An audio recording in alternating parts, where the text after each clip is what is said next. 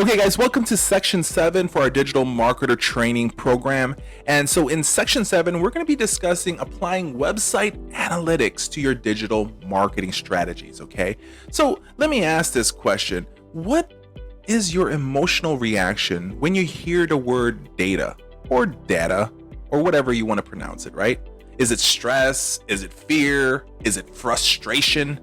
Fortunately, data and analytics don't have to be scary at all. In fact, it can be fun if you know how to turn all those numbers and reports into actionable intel that you can use to grow your business. In this section, you're going to learn the methodology of doing analytics and data in your business, the metrics that matter the most, the lingo you'll use to talk about it, and the teams or roles that should be responsible for it.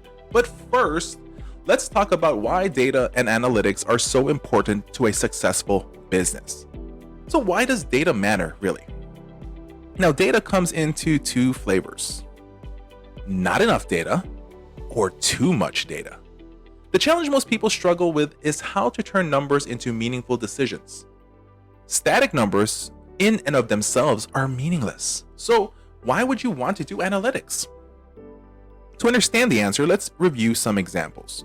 The first one is the Oakland A's Athletic Club. Now, if you're not familiar with American baseball, the Oakland A's is an American Major League Baseball team, right?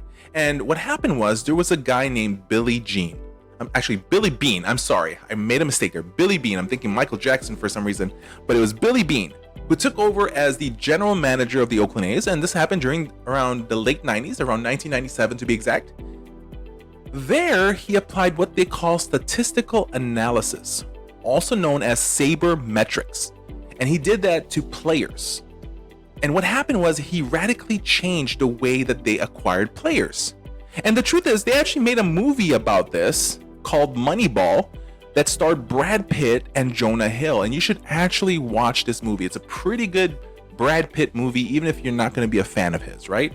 But anyways, moving on. So Billy Beane's approach was to focus on specific metrics such as batting and runs to find undervalued players no one else was noticing. This approach made the Oakland A's one of the most cost-effective teams in baseball and carried them through 20 consecutive wins, playoffs, and even the World Series. Essentially, data made the A's competitive with a much bigger, competition. They had competitions like the New York Yankees, who were, 4 times more the size on the budget than they were. The A's were considered poor among a bunch of billionaires. They didn't have enough money to spend to get the best players. So they made the most, and they took advantage of using data.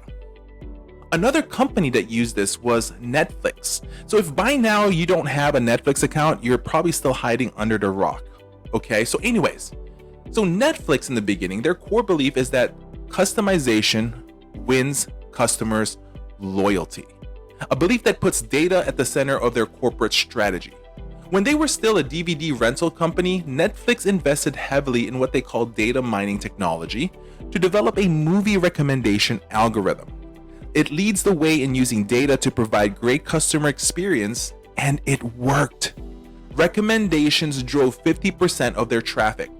After adopting a streaming model, this data-first approach continued, and it's made them one of the top streaming video-on-demand services available.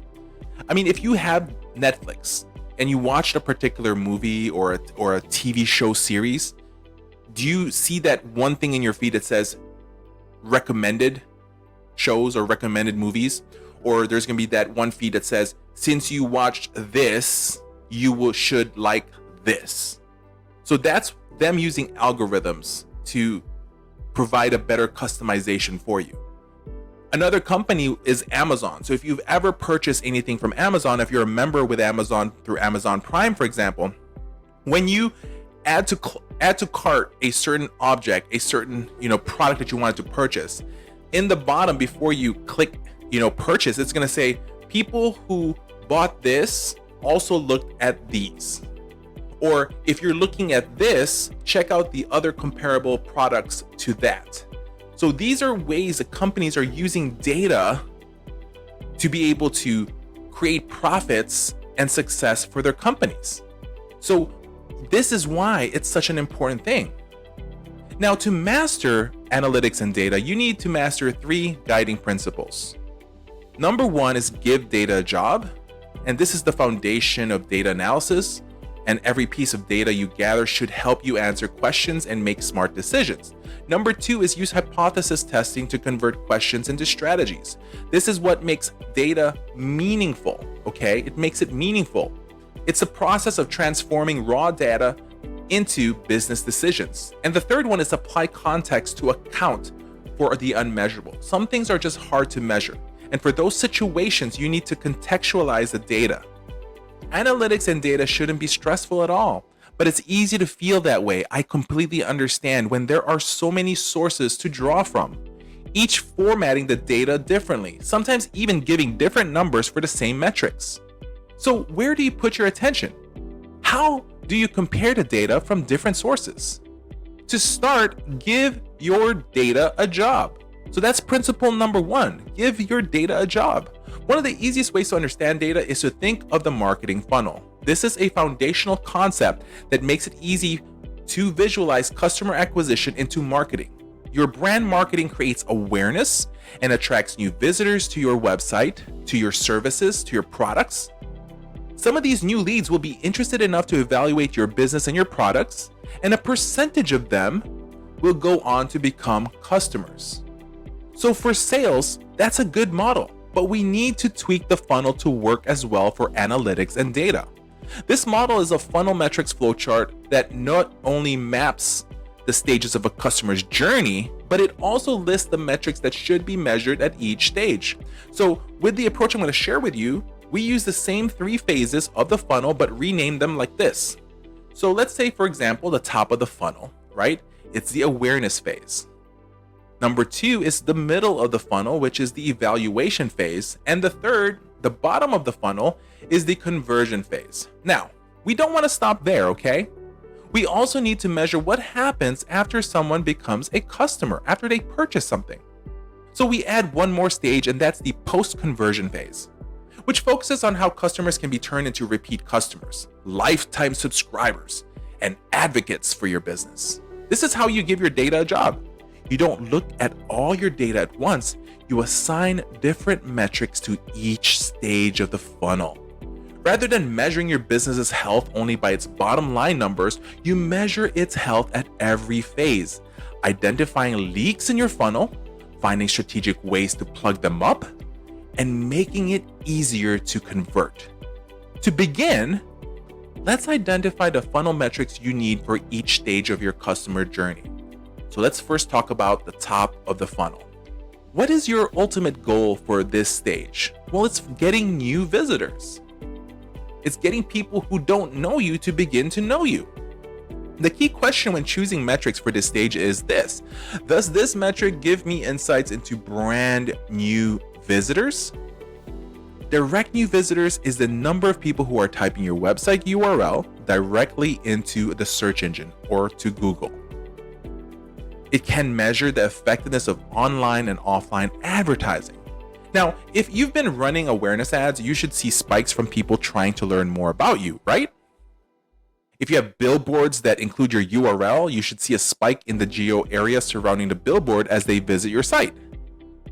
Now, when we talk about middle of the funnel, your goal at this stage is to convert these new visitors into potential leads, okay? That's the goal here in this stage. So your guiding questions when deciding whether a metric is right for the middle of the funnel is this: does this metric give me insight into how well I'm getting visitors to commit? Now, commitment can be defined as people subscribing, people filling out a web form, or people following you in social media. It's about people giving you permission to reach out to them and offer more value. So a good example of the middle of the funnel is CTA clicks. If you have a blog post with a banner to learn more about one of your products, you need to know how many clicks that banner is getting and what percentage of your blog visitors are clicking so you can evaluate how well your content is converting visitors into leads. Let's move on to the bottom of the funnel. So what's the goal for the bottom of your funnel? It's converting prospects into customers. This is the beginning of your money income stage, right? So that's what it is, converting prospects into customers. Now, your guiding question when choosing metrics for this stage is, does this metric give me insight into how well prospects convert into customers? This stage is especially important because once someone buys something from you, even something so small and inexpensive, the likelihood that they'll buy again increases tenfold, and their willingness to invest in their relationship significantly increases. A good example is this: have you ever seen somebody who's offering a free book and you just go ahead and pay for what? Shipping and handling. The book is free, but you just have to pay shipping and handling. What they're trying to do is they're trying to get you to do a small commitment, eventually hoping to tenfold what they can make from you if they can add value to you. Now let's talk about retention and monetization. Let me repeat that. Retention and monetization. This is the after the conversion. Your goal for this stage is customer satisfaction. You want to increase membership. You want to be able to increase traffic ROI or return on investment. You want to increase retention and, of course, customer lifetime value. What's the worth of acquiring that one customer? The guiding question when looking at post-conversion metrics is, does the metric give me insight into how satisfied our customers are? You're looking for metrics that describe real results from using your product. The data isn't waiting for you on Google, so it's harder to come by, but satisfied customers are usually willing to share them. Here at our company, we look for positive reviews for people in our membership areas that tell us how well we're helping people reach their goals. Keep in mind, these aren't vanity metrics. They help us know what it takes to keep people within our company, within our organization. This report tracks how many people we're adding to a subscription product, how many people we're losing, and how we're losing them. These metrics tell us how healthy the product is, and when they're combined with other reports, we can see the things we do that drive cancellations or boost memberships. This information is critical for a membership product because member retention drives profits. Now listen, we just reviewed the top of the funnel, the middle of the funnel, the bottom of the funnel metrics, which is a way of categorizing metrics by the stages of your funnel. But there's another way to categorize metrics, and that is by the type of information they provide. So here are the two types of metrics. You have your key metrics, which dictate overall health. These metrics are like a thermometer for your business. For a metric to be key, you need to be able to look at it and know immediately whether your business is doing well or not. Then you have your drill down metrics that answers the big questions. These metrics are more granular and help you understand what's going on in specific areas of your business. Now, typically, you use both types of metrics together, no one or the other. If key metrics tell you things are going well, you use drill down metrics to help you understand why, so you can replicate your success. The average banner click percentage is a key metrics. It tells you across your entire site how likely it is for a visitor to click on a banner ad in one of your articles. Now, to help understand why the click rate is 3.25%, let's say, and how we can improve that number, we need to drill down metric. How likely is a visitor to click on a banner ad in one specific article? Not long ago, we did this for our main blog entry in our website. After reviewing all of our blog posts and drilling down for specific metrics, we were able to identify the factors that impacted the click rate. Now, after applying our findings, we improved the banner ad click-through rate by about 2% across the blog. So that 2% shows a lot in regards for profitability. Now, to learn more the drill down metrics, we want to be able to share some more information for you. And you want to be able to ask a question of what percentage of search traffic is owned by what person or brand. Here, you'd compare how much search traffic you're getting for a keyword to how much your competitors are getting from that same keyword. This would allow you to find areas where you can compete with much larger businesses because you own the keyword.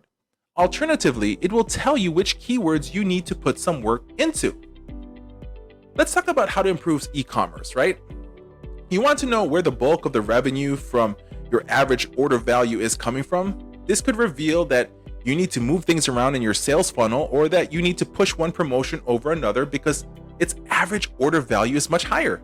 As you can see, there are two ways you can give your metrics a job. You can assign them to a specific stage of the funnel, top of the funnel, middle of the funnel, or bottom of the funnel, or you can use them to measure the health of different areas in your business and then answer deeper questions about how and why. Once you understand the overall health of your business and where things are working or not, you can begin to use metrics for problem solving. Let's move on to principle number 2, where it's using metrics to solve problems. Data is collected on a dashboard, right? But on the dashboard, it's raw data. Your job as a data analyst is to turn raw data into active data. For that, you use the analytic decision-making process. This process works a lot like a scientific method, except it's based on metrics. In the scientific method, you start with a question and a hypothesis, and then you make predictions about what might happen if you test different hypotheses. It's the same way with data and analytics. You review your data and start asking questions about it. You make hypotheses about what might happen if you could impact any of those numbers, and then you devise a test to see if you are right. Simply by reviewing the results, you can clearly see that what is needed to be done to improve your business. Making decisions is no longer about your gut instincts, but about what the data is telling you. That's the theory anyway. But in practice, we often don't know enough to know what questions we should be asking. In those situations, it often helps to take another data dive. Now, principle 3 is contextualizing data to account for the unmeasurable. It doesn't matter how good your data is, sometimes it doesn't tell you everything you need to know. For instance, let's say you're reviewing your data and you see a trend. Why is that trend taking place? Maybe you ran a campaign during that period. Maybe your competitor is doing something unique. Or maybe you had a technology problem that skewed the data. If you don't consider these factors when evaluating your data, you're likely to make an assumption based on a false set of data. Your conclusion won't be valid. In these situations, context helps you account for variances in your data. And there are 4 contexts you need to consider: historical, external, internal, and last is contextual. Historical contexts. What are they about? What does history tell you to expect? By reviewing data that you see through a historical lens, you can really begin to understand trends and typical behavior among your customers. So rather than worrying about lower numbers, you want to look at strategies that can boost sales. Now let's look at external context. What changes outside our control have influenced our metrics? Maybe a new competitor has entered the market, or maybe technology has changed that needs major change in the way you do things. Or external factors may be outside your control, but you need to keep them in mind when evaluating performances. You also have internal context you need to look into. Have you made changes to your strategies that impact your performance? Have you made changes to your site or launched a campaign? This is more of a self-review, a self-assessment. Think through the changes you've made internally that might have affected your numbers. Now, when we start talking about contextual context, this has to do with your, pulling your data. Are you comparing raw numbers or percentages? Are your numbers skewed by outliers? Do you have data that doesn't make sense because of an internal or external factor? Together, these contextual factors help you account for the immeasurable things, the things you can't foresee or explain in your data, and they help you evaluate the validity of your data. Now let's talk about making data actionable. As you can see, the 3 principles of a well-executed analytics and data can help you turn random numbers into actionable tasks for your business. You need to assign roles to your data so you know the stages of the funnel they're related to and whether they help you know something or give you information to answer a question. You also need to use data to make smarter decisions for your business. Use it to test your ideas about what's working and what's not, and how you might improve results. When you review the numbers to answer a question, you know what you're trying to prove or disprove. Then finally, you need to put your data into context by evaluating the factors that might be driving numbers up or down. By tying data to the real world, the numbers will make more sense and it will be easier to use them in your business to drive growth. Let's talk about the roles and who needs to be in the know, right? Who should own your business data? Where in the company does data analysis live? Well, in your marketing, in your data analytics team, and in your conversion rate optimization. So the analytics team or the individual should have primary responsibility of gathering, vetting, and interpreting your data and analytics. Now, with a larger team, for example, a larger team may also have a data implementation manager who's going to aggregate all this information and turns it into a beautiful dashboard that's easy to understand. And then, of course, your marketing team. Every marketer worth their salt needs to know a little about analytics and data. Whether you're running Facebook campaigns, tweeting 50 times a day, or posting articles in your blog, you need to know what's working and what's not. Then you have your CRO, or your conversion rate optimization. The people who run tests to optimize your marketing rely heavily on data to develop their hypotheses, set up the tests, and measure performances. Now, to sum up this section 7, analytics doesn't have to be scary or overwhelming. Even if you're not a numbers person, you simply need to process for dealing with the numbers. A way to figure out which ones will help you identify opportunities and which ones to ignore. Once you've got your process in place, you may actually find you enjoy analytics. There's no better feeling than knowing without a doubt that your marketing plan is working, and it's the metrics that will give you that confidence. Now, we're nearing the end of our whole digital marketing overview. The next and final lesson is conversion rate optimization, which is a simple process for improving your marketing results over time. Now, honestly, conversion rate optimization, or CRO, as it's often called, is the secret sauce for your digital marketing strategy. And you'll love how it focuses your energy on the task that matters the most. So let's move on to the next video. And if you want, replay this video and the previous videos before this. So let's go ahead and get started with the next video.